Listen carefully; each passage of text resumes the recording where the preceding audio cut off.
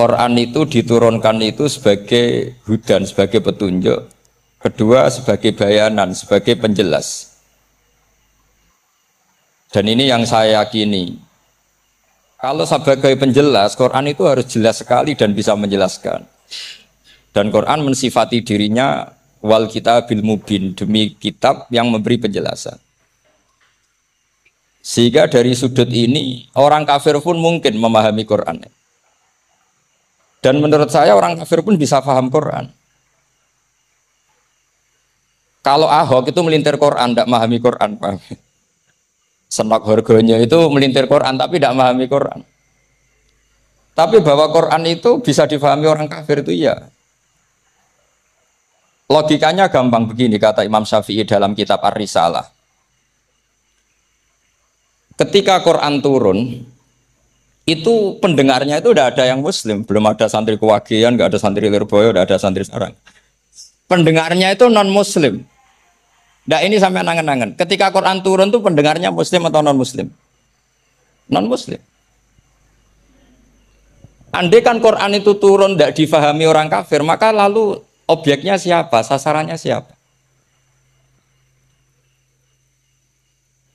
Nah sebab itu akan aneh kalau kita yang mondok, misalnya ngaji Edpon, ngaji Alfiyah, ngaji Ulumul Quran, apa saja. Kemudian Anda tidak paham Quran, padahal orang kafir saja bisa paham. Nah ini tantangan bagi kita. Sing kafir wis iso paham Quran, masa kita santri tidak paham Quran. Makanya begini, di antara awal-awal periode Makkiyah ada surat disebut Qul ya ayyuhal kafirun. Katakan Muhammad ya ayyuhal kafirun. Karena mukhatabnya atau lawan dialeknya Nabi adalah orang-orang apa? Kafir. Mereka paham ketika dijelaskan Quran, paham. Dan sebagian mereka menjadi mukmin karena paham. Itu termasuk isi makalah yang saya utarakan di sini. Mereka tanya, ya Muhammad, siflana rabbak amin dahabin amin nuhasin amin hajarin. Karena orang kafir jahiliyah itu punya tren yang namanya Tuhan itu fisik. Mereka punya Lata, punya Uzza, punya Hubal. Sehingga kalau Tuhan-Tuhan kita ini dari batu Muhammad, katanya Anda punya Tuhan yang berbeda. Lalu Tuhan Anda ini dari emas atau dari perak. Turunlah ayat Qul huwallahu ahad Allahus samad. Lagi-lagi mukhatabnya adalah orang kafir. Makanya ini juga akhirnya jadi ilmu madhab, ilmu tentang firqah-firqah dalam Islam. Bahwa kesalahan terbesar orang Khawarij sebagaimana yang dikutip Imam Bukhari. Nanti saya mencari di juz 4 atau di juz 3, pokoknya di bab Babu Qitalil Khawarij, karena Imam Bukhari punya adat diulang-ulang.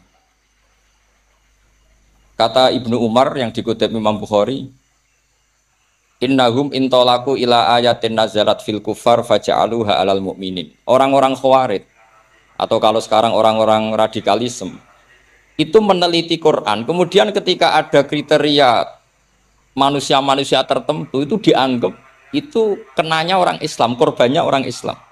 Padahal awal mula ayat ini turun untuk orang kafir atau kritikan pada orang kafir.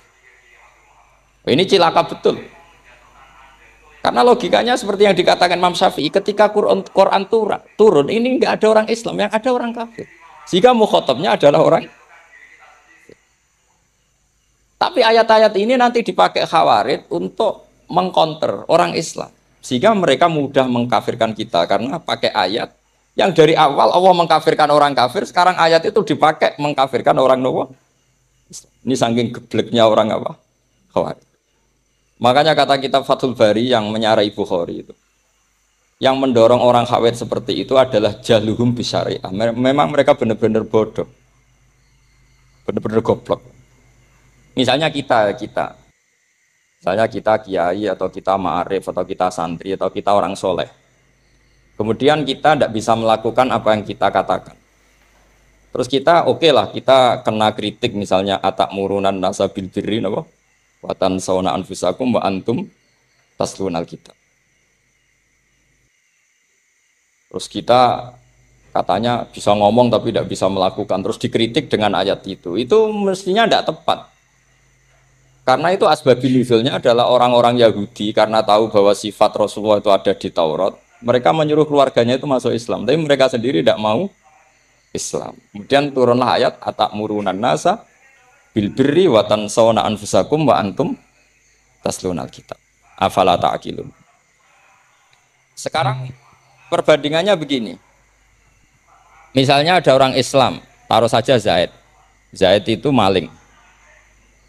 Ya maling, konsisten dia malingnya sampai tua. Terus menurut Anda, Zaid yang muslim ini, muslim, Zaid itu muslim tapi maling. Jangan bilang maling tapi muslim, dia itu ya. Kemudian Zaid bilang ke anaknya, "Cung, kowe aja dadi maling, dadi santri sing soleh, sing maling bapak tok." Ndak. Ini menurut analisis usul fikih. Ngomongnya Zaid itu benar apa salah? Benar kan? Nasihatnya ya benar, ngomongnya juga. Kamu tidak bisa ngeritik Zaid. Kamu bisa ngomong tapi tidak bisa melakukan, tidak bisa. Fa innal amra bil ma'ruf wajib. Wal qawla bil ma'ruf ya wajib. Wal qawla bil haqqi ya wajib. Jadi itu hal yang berbeda. Misalnya fa innal amra bil ma'rufi wajibun, memerintahkan barang baik itu baik. Wa innal qawla bil haqqi ya wajib, mengatakan yang hak itu ya wajib. Berarti Zaid tetap kena khitab. Kamu harus nasihati anak secara benar. Kamu juga harus ngomong hukum secara benar. Lalu ketika Zaid ngomong hukum secara benar, cung ojo maling, maling ku dosa. Cung ojo nerusno profesine bapak maling, maling itu tidak benar. Dia berarti sudah melakukan dua kebenaran, yaitu ngomongnya benar, nasihatnya benar. Dia salah, perilakunya tetap maling. Tapi jangan karena dia maling lalu omongannya enggak salah juga, berarti salahnya malah tiga. Makanya ini pentingnya ngaji sama ulama, sama ahli usul fikih. Jadi tidak bisa dicampur adukkan.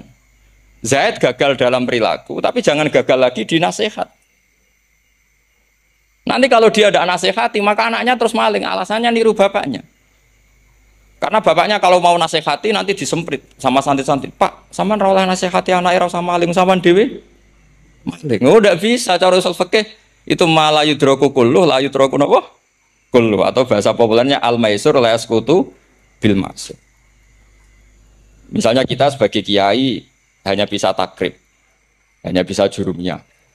Apa yang muda Fatul Mu'in sih? Blet, maknanya blet.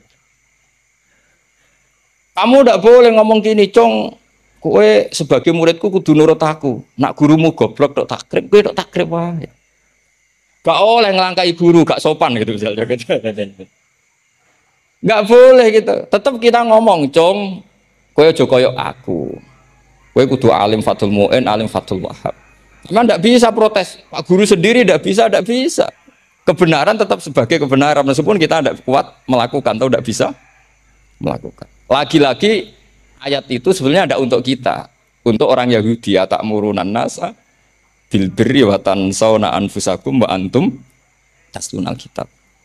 Sebab itu istidlal dengan Quran itu memang resikonya tinggi kalau tidak bagi mutabakhir. Karena ya itu tadi. Ini harus ada pengetahuan yang luas tentang asbabun nuzul, tentang kriteria. Nah, kalau terpaksa, saya katakan terpaksa, kalau terpaksa kita itibar itu boleh, tapi itu terpaksa. Bahwa Allah mengkritik orang yang bisa ngomong tapi tidak bisa melakukan. Tapi itu secara usul fikih itu runyam. Teori ini runyam sekali, fatal. Sampai lihat tuh di kitab Bajuri atau di kitab-kitab fikih yang lain. Ketika Shahibil Burdah atau Shahibil Bur'ah itu yang Imam Busiri itu Muhammad bin Busiri. Ini salah nama tapi kadung populer. Jadi sebetulnya Imam Busiri itu Shahibil Bur'ah bukan Shahibil Burdah, tapi kadung terkenal Burdah, kita ikut-ikutan apa? Burdah. Imam Busiri itu ngeluh, saya ini orang yang banyak kesalahan. Di antara salah saya adalah saya bisa ngomong tapi tidak bisa melakukan. Yaitu saya ngomong misalnya orang supaya tahajud, saya tidak tahajud. Saya ngomong orang supaya sholat sunat, saya nggak pernah sholat sunat. Itu sarahnya itu yang menyarai itu kan Imam Bajuri itu yang sarah Burdah. Itu mengkritik begini. Kalau Anda ngendikan itu fi ma'radi dzammin nafsi, yaitu dalam konteks Anda mengkritik diri sendiri, oke. Tapi omongan Anda salah karena secara usul fikih fatal. Fatalnya begini. Misalnya saya nggak pernah tahajud. Ya mungkin itu nyata. Mungkin itu nyata. Apakah kemudian saya tidak boleh mengatakan at-tahajjudu sunnatun? Apa saya diwajibkan diam hanya karena saya tidak pernah tahajud terus saya seorang kiai yang haram mengatakan at-tahajjud sunnatun? Saya harus tetap mengatakan kalau tahajud itu sunnah. Saya kalau punya santri terus saya bilang, "Cung, apa nganggur yo tahajud. Tahajud itu sunat." Karena mengatakan kebaikan pasti bagian dari kebaikan itu sendiri. Makanya kata Imam Bajuri, "Faqih fayakunul amru bil ma'rufi mazmuman." Bagaimana mungkin sesuatu yang jelas baik karena memerintahkan kebaikan mazmuman menjadi sesuatu yang tercela hanya karena yang mengatakan tidak melakukan. Innal fi'la ya amrun wal hukmu ya amrun akhar. Itu beda. Jangan karena Anda tidak minum teh karena diabetes. Terus Anda kalau ada tamu tidak disuguhi teh. Karena saya sendiri tidak minum teh. Wah ya repot kalau gitu. Itu lagi-lagi tadi orang Khawarij salah ketika mengartikan ayat yang harusnya objek kritiknya itu orang kafir, kemudian karena Quran lama sekali dibaca orang Islam sampai orang itu lupa kalau Quran awalnya turun diantaranya adalah membenahi akidahnya orang kafir sehingga korbannya orang Islam.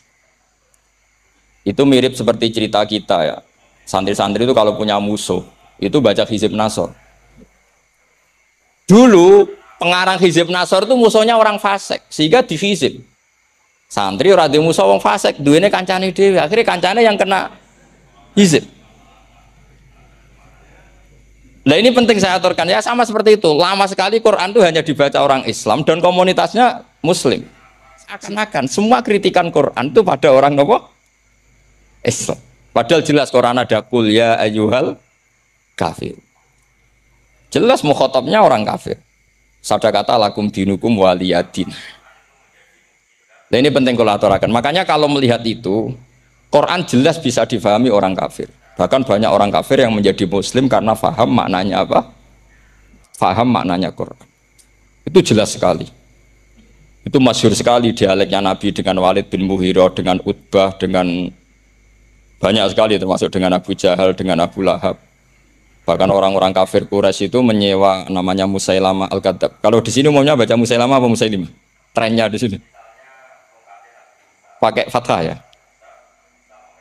Itu entah ya, nggak tahu saya yang masalah yang mana itu kan, karena memang kalau dalam ilmu riwayat itu sekali salah baca itu kasus betul kayak Sa'id bin Musayyab atau Sa'id bin Musayyib itu ketika beliau sugeng itu kalau dipanggil Sa'id bin Musayyab itu marah besar karena maknanya Sa'id al-Musayyab itu yang ditawan,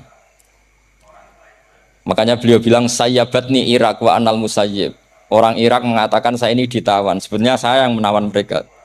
Tapi al-masyhur itu dibaca Sa'id bin Musayyab. Padahal dia tidak mau dipanggil Sa'id bin Musayyab, Sa'id bin Musayyab. Karena nama ini penting. Pentingnya begini. Ini kata Rasulullah kalau sedang guyon, kata Nabi, "Mbok kamu itu sekali-kali mikir, kenapa saya ini diberi nama Allah Muhammad?"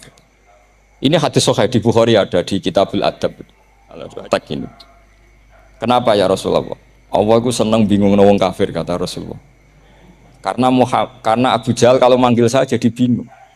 Itu kalau orang Arab kan pasti tahu maknanya. Muhammad maknanya orang yang terpuji. Sehingga kalau Abu Lahab ngomong itu jadi paradok. Hei orang yang terpuji, kamu bohong. Kan jadi aneh. Ya Muhammad kadzabta. Hei Muhammad kamu bohong. Kalau diterjemahkan hei orang terpuji, kamu bohong. Itu akhirnya sahabat tertawa-tawa. Karena cek pinter deh pangeran milih nama kamu ya Rasulullah. Karena ini bingungkan musuh. Gitu. Makanya kalau kamu udah anak kiai, itu anak kamu panggil namakan saja Agus. Pasti satu pondok manggil Gus semua. itu aman itu. Oh itu mbok yang nggak seneng tetap panggil Gus. Karena kalau untuk Gus putra kiai kan butuh di bapak kiai, kan bapak ayus kadung ra kiai itu kan. Itu ada triknya, yaitu anaknya dinamain. Nah, itu Rasulullah itu sudah dipilih sedemikian rupa oleh Allah, perilakunya benar, ahwalnya benar, sak namanya juga benar. Sehingga ketika Abu Jahal, Abu Lahab tahu bahwa nama Muhammad ini problem karena ini madah. Madah itu memuji. Sehingga mereka kalau mencari Muhammad tuh bilang, Ainal madmum, mana orang yang tercela. Terus orang-orang Quraisy tidak paham, kamu nyari siapa? Akhirnya mereka bilang, Ana atlubu Muhammad, dan saya cari Muhammad. Akhirnya bilang Muhammad lagi. Nah, itu. Nah, Quran juga main di ranah nama. Sehingga Abu Jahal itu namanya kan Abul Hakam. Orang Islam dari awal memanggil Abu Jahal. Karena kalau sampai kita manggil Abul Hakam, kita akan mengalami paradok, ya Abul Hakam, hei bapak dari semua kebijakan, kamu begini kan kacau. Makanya itu dari sini orang nggak boleh salah apa? Salah. Ini penting kalau aturakan karena kadang menganalisis Quran itu satu bilisanin Arabi mubin, kata Imam Syafi'i, wa innahu latanzilu rabbil alamin nazala bihir rohul amin ala qalbika litakuna minal mundzirin bilisanin Arabi mubin. Di antara, kata Imam Syafi'i ini, di antara aturan pokok memahami Quran adalah dia malian bil Arabiyah. Dia sangat-sangat menguasai bahasa Arab. Itu masyhur dalam dialek Imam Syafi'i. Saman kalau ngaji takrib atau Fathul Mu'in, syarat sahnya tayamum lil musafir itu apa? Tolabul ma'. Mencari apa? Sampai kalau di takrib dicontohkan. Kalau di tempat atas nyari ke bawah, kalau ke bawah nyari.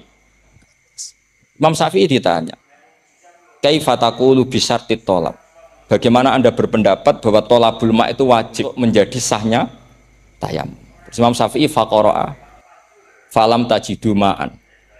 Kamu pergi, kemudian falam tajidu ma'an, kamu tidak menemukan air. Terus Imam Syafi'i mengatakan la yuqalu liman lam yatlub lam yajid wa innama yuqalu lam ya'rif. Orang yang nggak pernah mencari itu tidak bisa dikatakan lam yajid, tidak menemukan. Kalau belum mencari namanya tidak tahu. Padahal Quran bilang kamu pergi kemudian kamu tidak menemukan air. Tidak menemukan itu berarti harus mencari dulu baru dikatakan lam yajid, tidak menemukan. Kalau tidak pernah mencari namanya tidak. Hanya gitu tok itu jadi ilmu bahwa tolak wajib karena Allah mengatakan falam tajidu ma la yuqalu liman lam yatlub lam yajid wa innama yuqalu lam ya'rif. Orang dikatakan tidak menemukan berarti setelah mencari kemudian kesimpulannya tidak menemukan. Kalau belum mencari namanya apa? Tidak tahu. Nah, dari sini Imam Syafi'i istidlal wajib tolabul. Ini namanya malian bil Arabiyah. Dia menguasai bahasa Arab.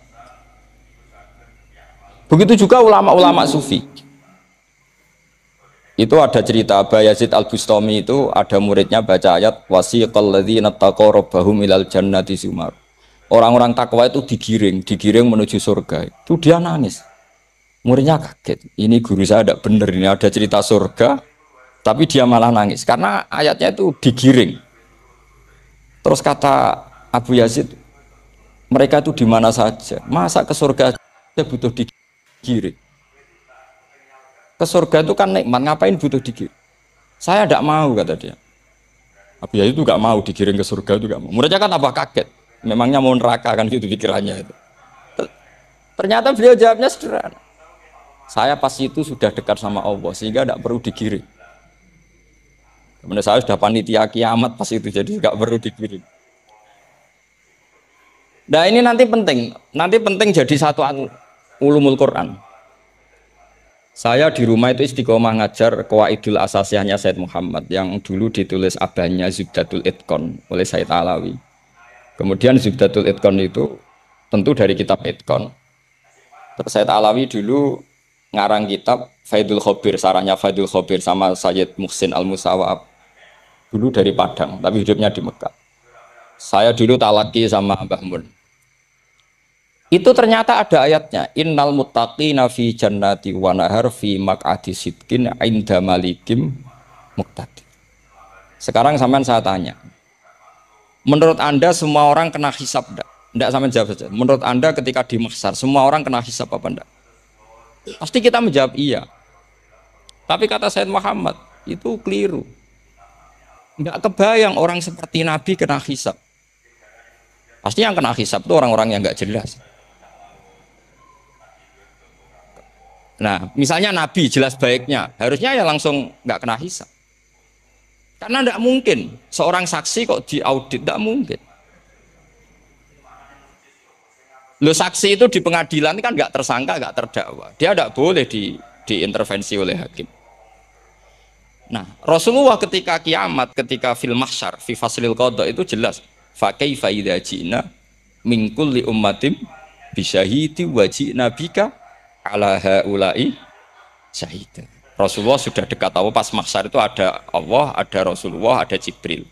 Kemudian Nabi itu mengidentifikasi. Ditanya sama Allah, bener mat ini umatmu? Ya, niki umatmu ya. Kalau yang nggak jelas ya Nabi lama jawabnya. Makanya kamu jangan jadi orang nggak jelas. Nah, itu nggak jelas itu Nabi lama sekali jawab.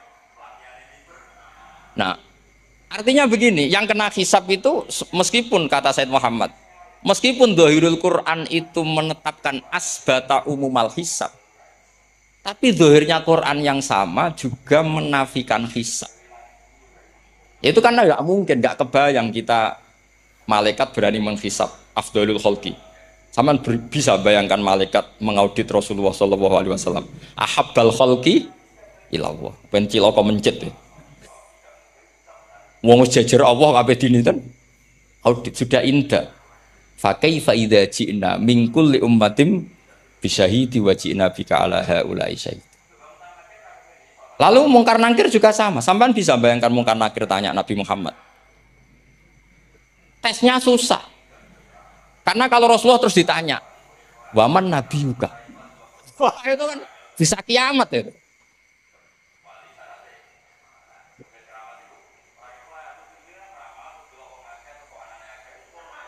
Paham gak?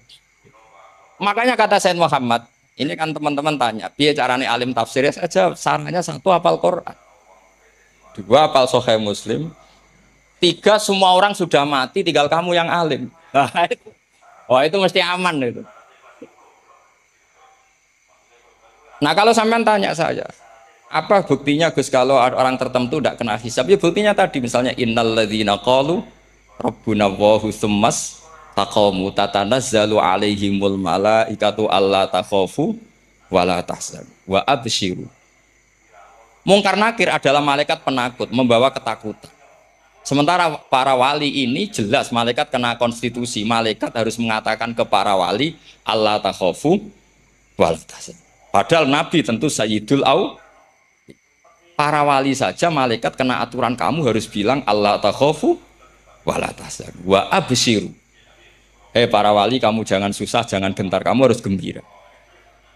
Kamu bisa bayangkan misalnya mungkar nakir bawa godok atau orang kalau dipukul ajul walang-walang.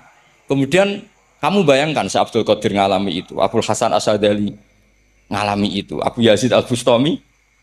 Kalau itu ngalami gitu semua ngapain kita jadi? Kan sama nasibnya dengan kita. Nah, Zahirul Quran mengatakan asbatal hisab. Tapi Zahirul Quran di ayat yang lain lam yusbit al-hisab. Makanya tadi umumul Quran juga ditaksis dengan muqayyid. Yang mutlak ditaksis dengan yang muqayyad. Yang mujmal ya sama seperti itu, aturannya seperti itu, ditafsir sama yang mufassal. Sama orang kafir yang jelas, sampean bisa bayangkan malaikat ngaudit Fir'aun. Cek kurang penggawean nih. Jelas eleke kok di audit. Misalnya Abu Lahab diaudit, oh malaikatnya celaka mencet. Berarti dia agak percaya sama pernyataan Tuhan tabat yada abi lahabiu. Malaikat kok ngaudit Abu Lahab. Mungkin Gusti kula ceke. Nak menawi wonten api. Lho ki ora tau ngaji Quran tapi wong ayate tabat yada kok cek di cek. Nah, yang seperti ini masuknya kategori ulaikal ladzina satruse mereka yang kafir bi ayati rabbihim wa liqaihi fahabitos maluhum fala nuqimu lahum yaumal qiyamati Was. Jadi ada orang-orang kafir yang jelas kena aturan fala nuqimu lahum yaumal qiyamati. Pas yang jelas kafirnya ya gak kena hisab, yang jelas nabinya, jelas wasinya juga gak kena hisab.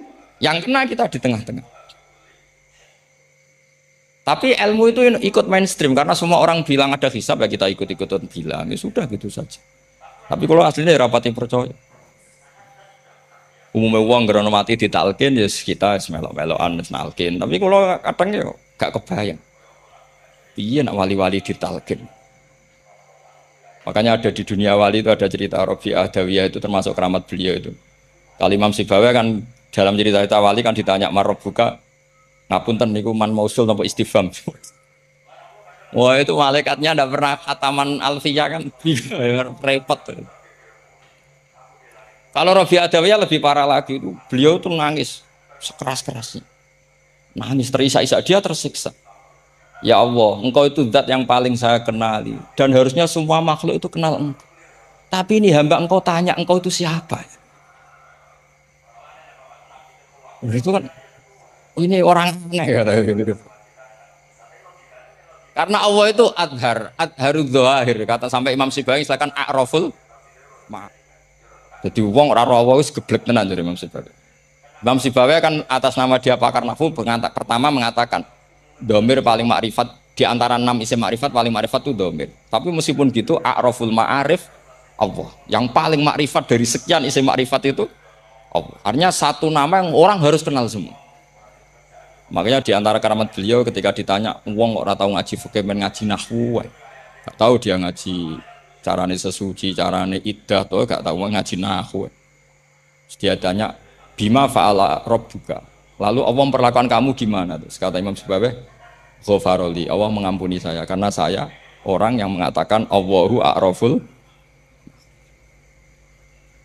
Ini penting kalau aturakan. Jadi makanya kalau sampean tanya caranya ilmu alim gimana? Ya satu tadi, kalau sampean masih banyak orang hidup, syaratnya kamu harus hafal Quran, hafal hadis, hafal sekian ribu hadis, hafal sekian ulumul Quran. Itu kalau masih banyak orang hidup. Kalau sudah kamu sendiri hidup, ya sudah. Pokoknya iso kulhu ya salim sendiri kan nggak ada saingannya.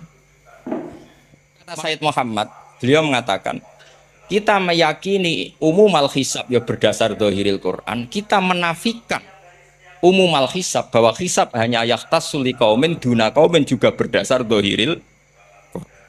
Kita percaya semua mayat ditanya mungkar nangkir ya berdasar dzahiril ahadis. Kita tidak mengumumkan teks ini juga berdasar dzahiril ahadis. Karena malaikat mungkar nakir juga malaikat. Berarti dia kena aturan kalau ketemu para wali Allah takhafu wala.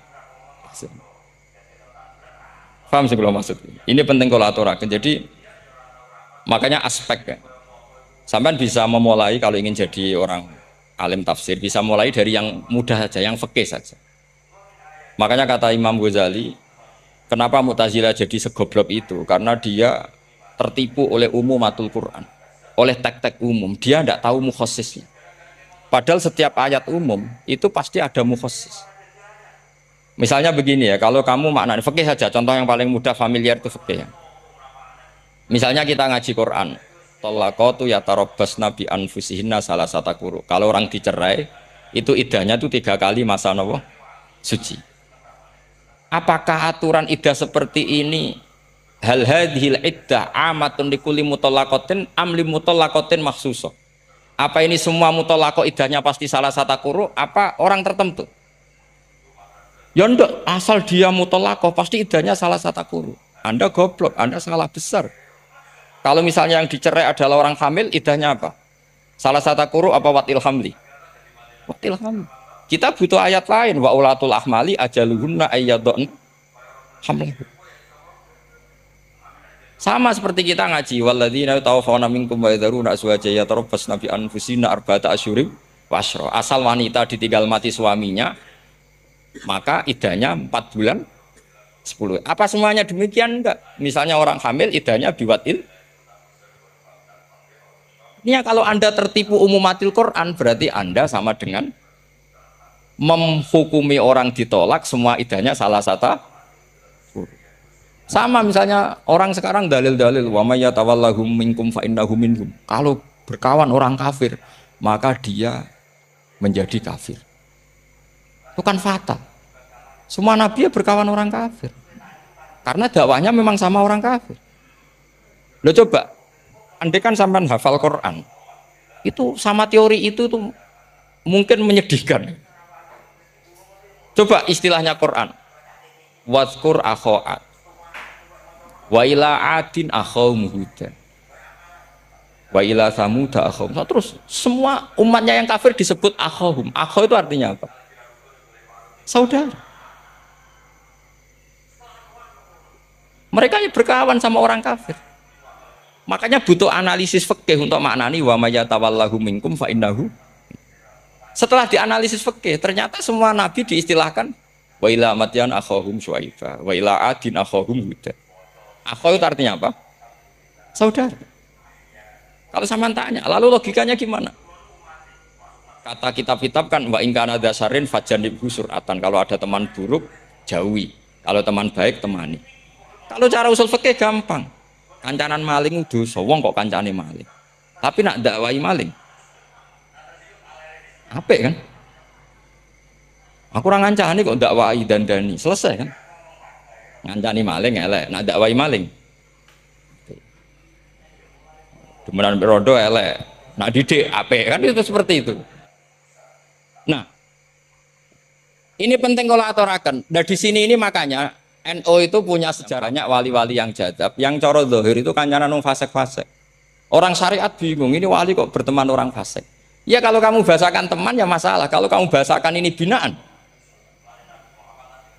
Enggak, sama jawab saja, kalau dibahasakan teman masalah enggak masalah kan, tapi kalau dibahasakan itu binaan, selesai kan? Sama, Nabi berkawan orang kafir itu enggak karena berkawan, itu binaan Nabi. Memang Nabi itu jadi Nabi, objeknya adalah mengislamkan orang.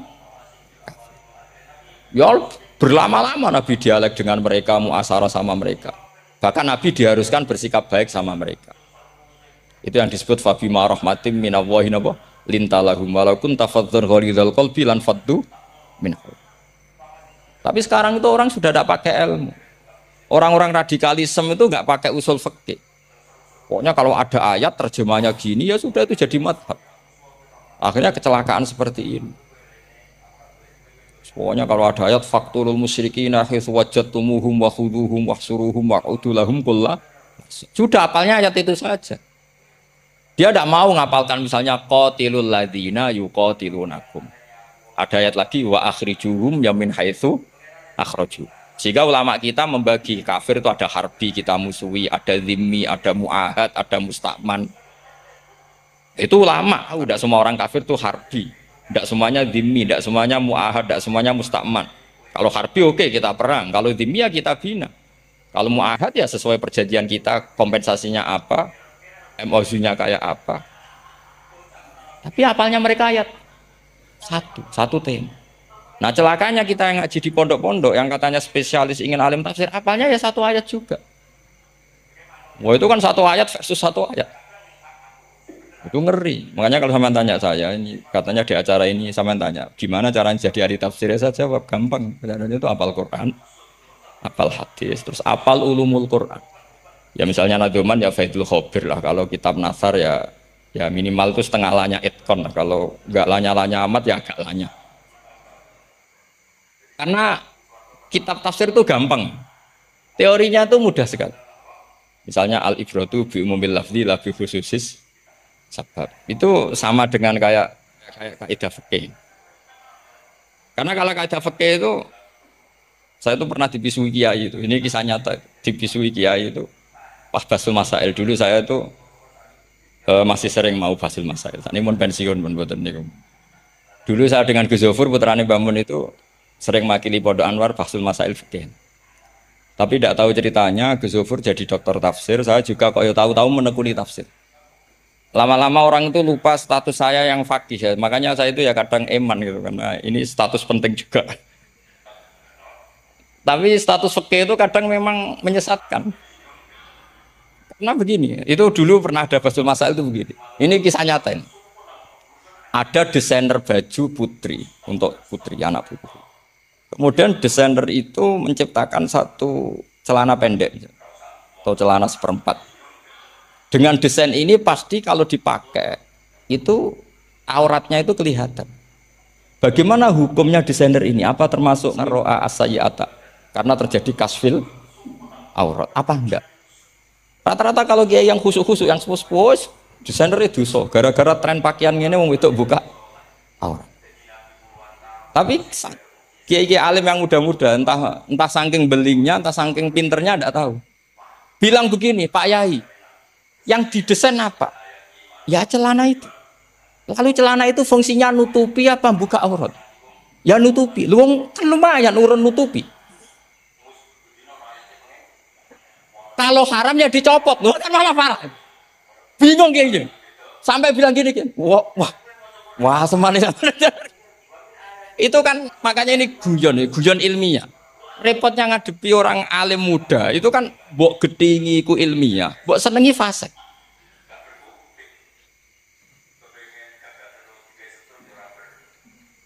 Ketika kiai yang khusyuk tadi tak cana, kalau desainer katok seprapat, paham gitu? Yo coba yang celana dalam terlalu vulgar itu, paham gitu? Nggak rok saja lah, rok mini misalnya rok selutut, saman jangan ngeres ya, yang rok selutut misalnya. Rok selutut itu desainernya kena hukum haram nggak? Saman jawab tuh. Oh haram jadi kiai sepuh karena dengan desain itu misalnya lututnya kelihatan. Tapi pertanyaannya kiai muda saya masih ingat betul, saya tanya. Lalu fungsi pakaian itu apa Pak Yai? Fungsi itu kan tetap nutupi sebagian aurat. Kalau Anda haramkan, barang hilangkan. Nah, itu. Sampai kiai itu setelah acara itu manggil saya. Gus, kalau ngakoni jenengan alim tapi itu podo repoti. Podo repoti. Nak dalam itu kan terus itu ada perumusan di redaksi keputusan yang dijual itu yang masail fikihnya kan terus diputuskan dibukukan. Kalau redaksinya halal terus nanti orang pakai rok semua. Dan saya balik bantah. Kalau redaksinya haram orang nggak pakai rok. Akhirnya itu apa? Kebijakannya lucu. Buak we Gus, pertanyaan itu buak sak jawabannya oke. Jadi kita debat tidak jadi. Ini cerita ilmiah. Makanya sama tidak wajib anut saya ini terlalu ilmiah, jadi tidak baik untuk kehidupan kesalian kurang baik. Jadi ini, tapi ini ilmu.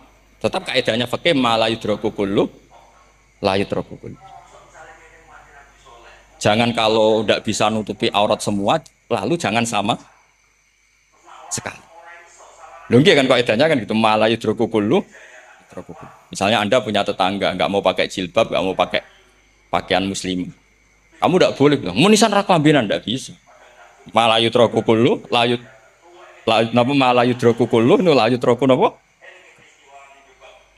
Makanya ini kita harus hati-hati. Nah bayangkan sekarang orang meneliti Quran itu yutroku kulu.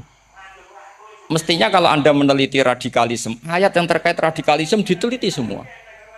Ternyata di surat Taubat yang disebut suratus Saf yang bahkan haram baca bismillah, itu ada ayat wa in ahadum minal musyrikin nastajaroka fa'ajirhu hatta yasma'a kalamullah summa ablighu ma'mana. Muhammad, kalau ada orang kafir mau belajar Quran sama kamu ya harus kamu pelajari hatta yasma'a kalamullah. Setelah mereka mau belajar ya ablighu ma'mana summa ablighu ma'mana, kamu harus menjamin keamanan. Itu di surat Taubat termasuk akhiru suratin nazalat, gak mungkin terjadi mansukh. Tapi orang-orang ekstremis selalu pakai faqatulul musyrikin haitsu, apalan itu terus.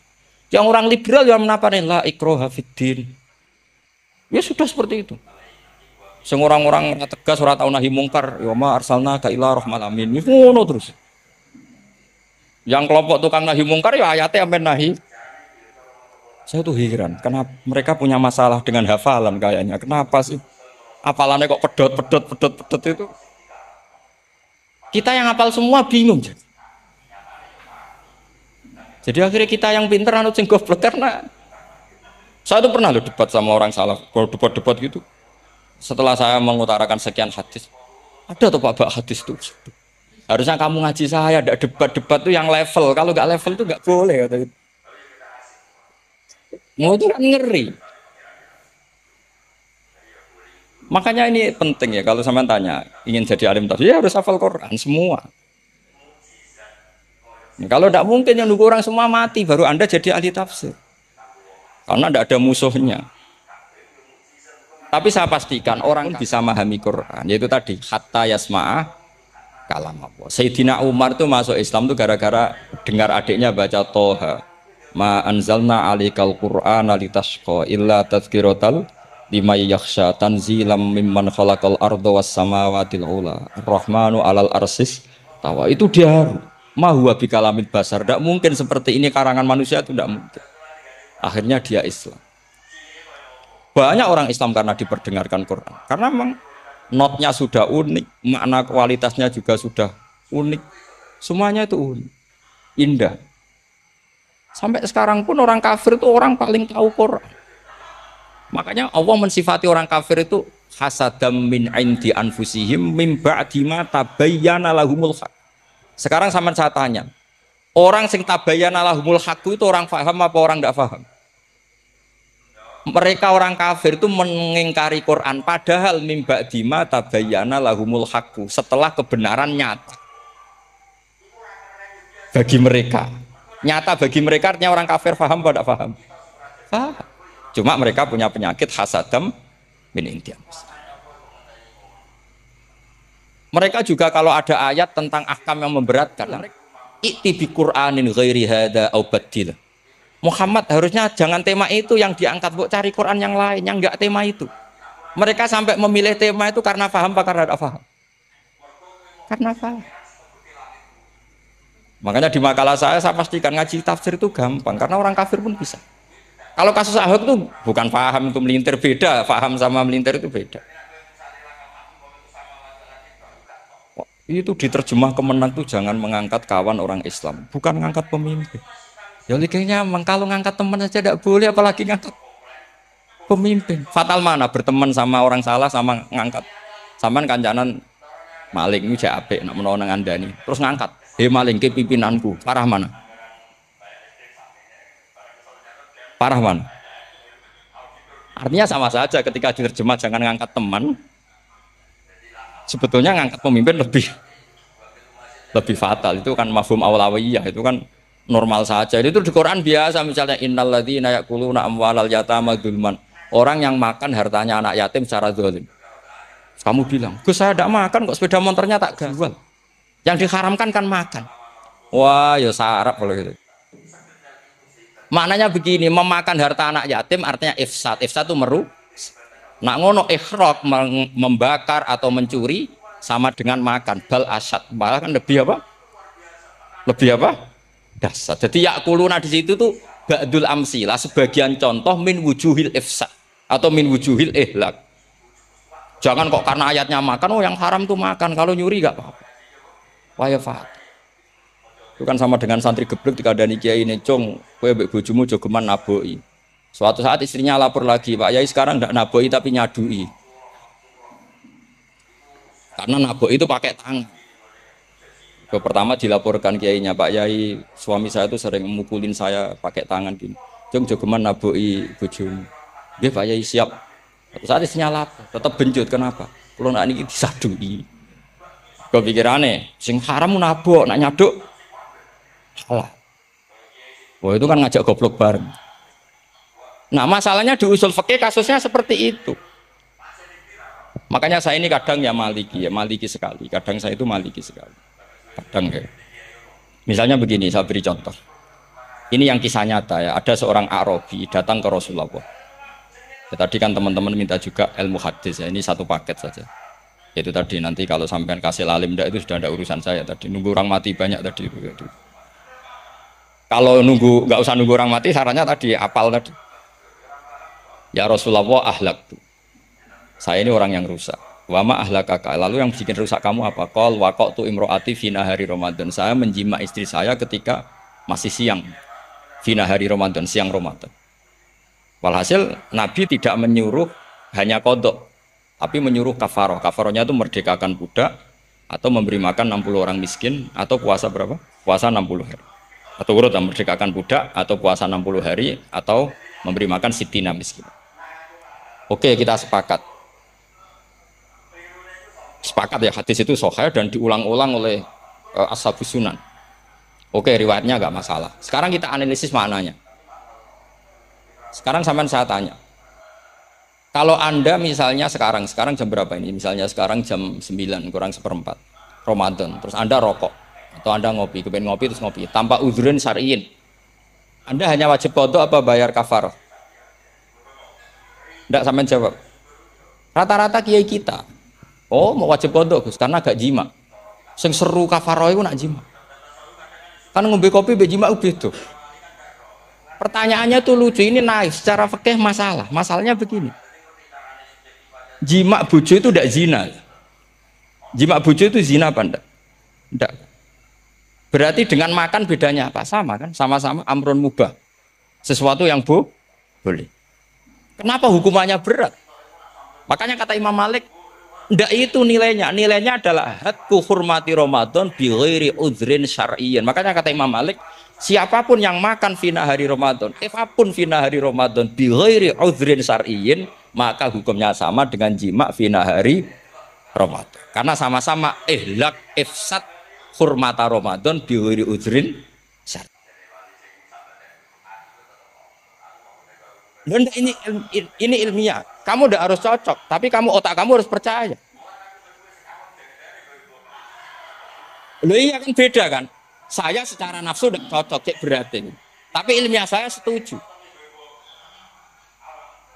Kalau kiai ngandani itu kan pasti pakai badul amsilah, kan nggak mungkin semua contoh disebut. Cong penak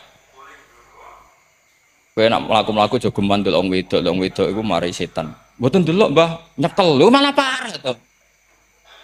Ndak bisa. Makanya ini masalahnya lafat. Ini kembali ke Imam Syafi'i bilisanin Arabiyyim. Ketika seorang kiai bilang cung jogeman delok cawe itu adalah mengungkapkan al-muharramat. Bukan mentaksis yang haram itu hanya Saya ulang lagi ya. Ketika seorang kiai bilang cung jogeman delok wedok sing haram, itu semangatnya adalah melawan keharaman, bukan mentaksis yang haram hanya delok. Itu di Quran normal semua, di semua lugat ya biasa. Itu kan sama, misalnya seorang bang ngasih uang cucunya, cung tak kayak duit 100.000, cung gue tuku es, terus kue mendingin, nah ragu tuku es haram iki kan ngongkone tuku es, lah kepen putumu mati kan nyeben 100.000 gue tuku es, ya mulai dulu istilahnya nak bangnya ke ibu tuh cung 100.000 gue tuku es, cara wong kuno, maksudnya gue pokoknya umumnya cah cilik senane es cuma nyebut, ya sudah seperti itu. Sama seperti Quran menghentikan begini. Ini memang salate yang fikih dulu, yang pokok-pokok. Di antara yang enggak boleh dikawin adalah wa antasma'u bainal ukhtaini illa ma qad. Kamu enggak boleh menikahi Sri dan Zainab, kakak beradik. Sudah sepakat nggih? Fi nikahin wahid enggak boleh al jam'u bainal ukhtain. Jadi mbaknya kamu kawin, adiknya kamu kawin fi nikahin wahid. Tapi nak ngeduni boleh, berarti kan dengan waktu yang berbeda. Quran hanya menyebut itu. Kemudian Rasulullah zaman Sugeng itu hanya nambahi wala binal mar'ati wa ammatiha wala binal mar'ati wa kholatiha. Juga agak boleh menikahi ponaan plus buliknya. Baik bulik dari bapak yaitu ammah maupun bulik dari ibu disebut apa? Kholah. Kemudian ulama fikih merasa ada yang kurang, ditambahi lagi. Dua perempuan yang andekan yang satu itu lelaki kok haram nikah, berarti haram jam'u fi nikahin wahid. Misalnya cucu rabibahnya boleh enggak? Enggak boleh kan? Berarti kalau sampai ngumpulkan cucu dan bahnya fi nikahin wahid juga enggak. Ya. Tapi orang yang waras itu tidak akan nyalahkan Quran ketika tidak lengkap. Wa antasma'u bainal ukhtain ila ma qad sal. Ini tidak lengkap. Yang haram kan tidak hanya jam'u bainal ukhtain. Termasuk ngumpulkan cucu dan bahnya. Karena Quran enggak mau dengan logika tidak waras itu tidak mau. Taruh saja orang itu rata-rata umur 70 tahun. Cucunya umur 17 tahun. Kebayang nggak kamu nikahi? Sehingga adekan boleh bareng, pasti kamu milih bareng. Makanya Quran hanya bakas wa antasma'u final ukhtain. Karena yang mungkin masih menggugah selera itu dua. Tapi kalau cucu sama mbahnya itu kalau ada yang masih selera kan ya sarap itu. Tapi fikih sebagai kaidah tetap menerangkan termasuk yang haram jam'u adalah bainal mar'ati wajad dadi. Paham juga maksud? Artinya ketika menyebut itu tidak jaminan merangkum semua hukum. Tapi ba'dul amsila. Fa'innal akila yaktafiya bi isyaratil ba'di. Karena orang kalau punya akal diisyaroi sebagian sudah. Ini penting kalau aturakan. Jadi ini penting. Nah bayangkan sekarang banyak gerakan-gerakan ahli Quran katanya tapi nggak memahami ilmu usul fikih. Qur'ane ra ono ya wis. Nang Quran ra ono cerita harame asu, nak ngono asu ya halal. Ora ono Qur'ane. Sing ra ono iku tekem ora Qur'ane kok aneh-aneh.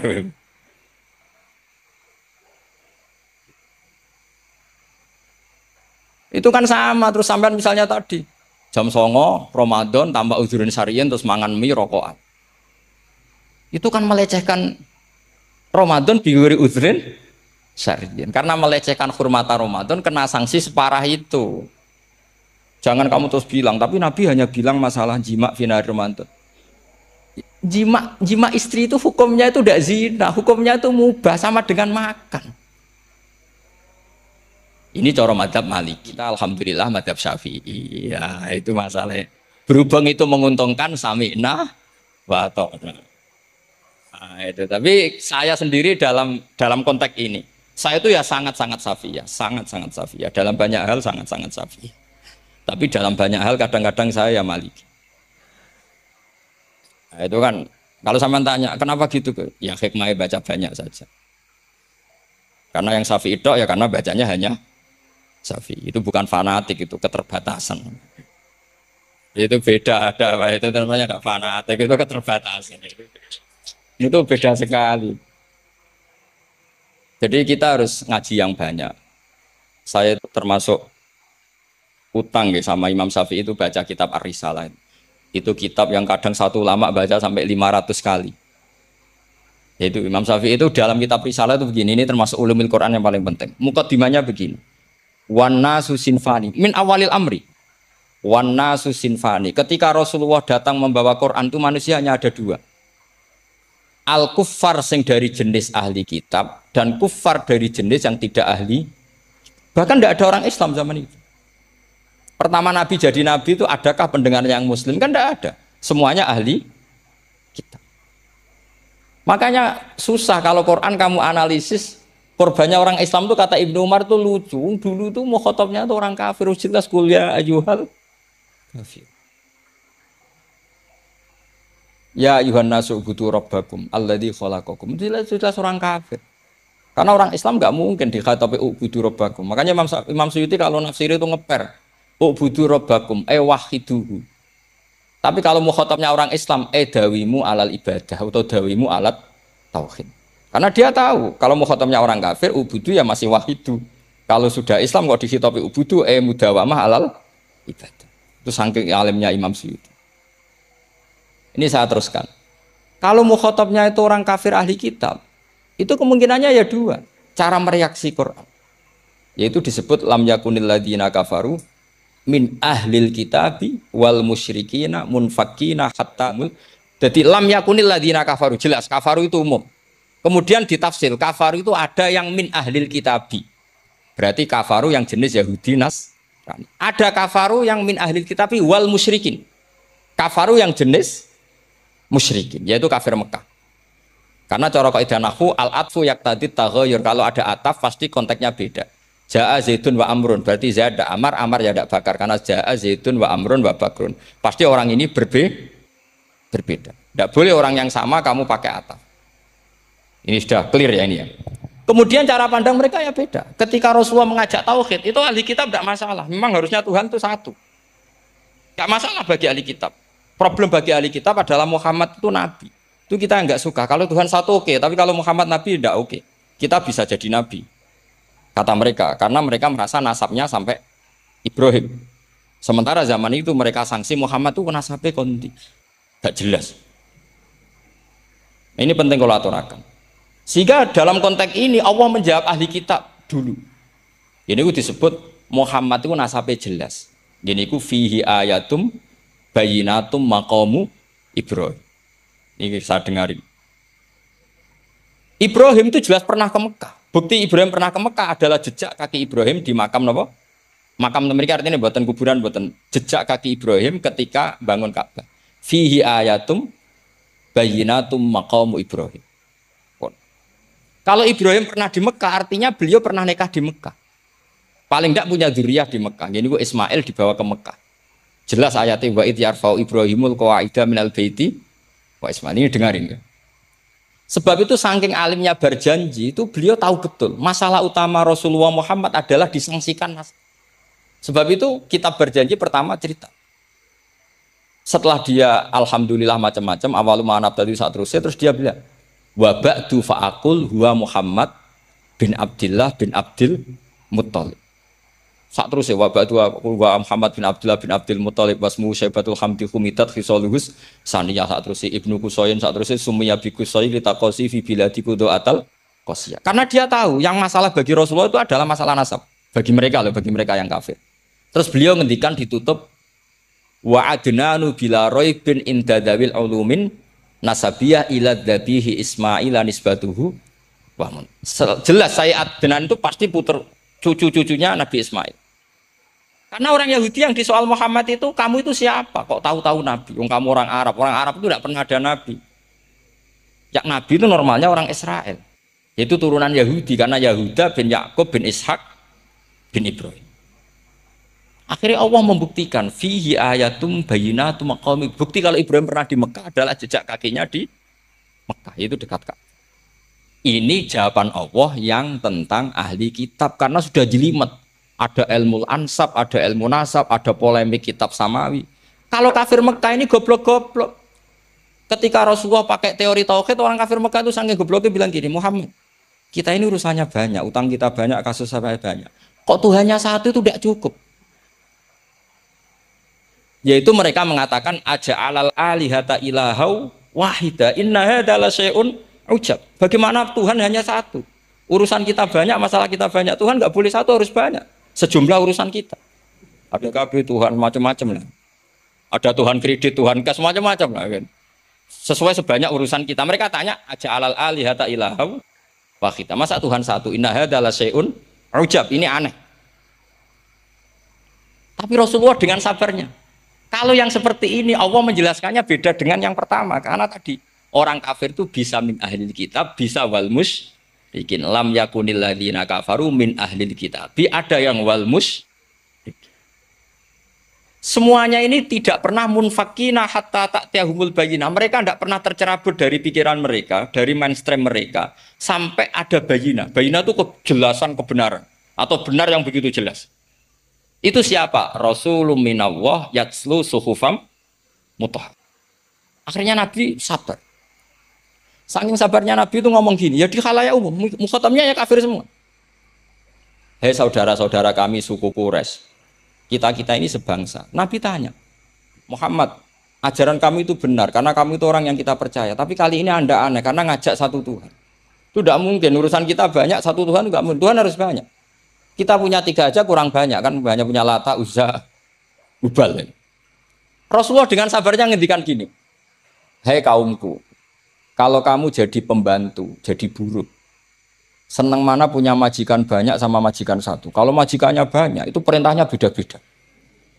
Seleranya, semua harus kamu lakoni, semua harus kamu taklui, karena kamu harus nurut. Wah ya repot mat kalau di majikan banyak, ngerepoti mesti.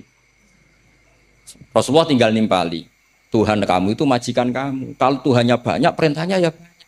Seleranya beda-beda. Kamu bingung enggak? Wah ya bingung, ya sudahlah satu aja. Akhirnya mereka masuk Islam.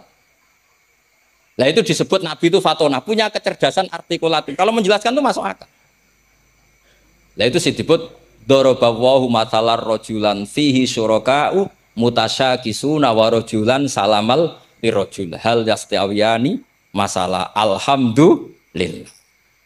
Nah ini penting. Allah membuat satu perumpamaan, bagaimana ada satu pembantu yang punya majikan banyak, yang berbeda-beda seleranya, berbeda-beda perintahnya.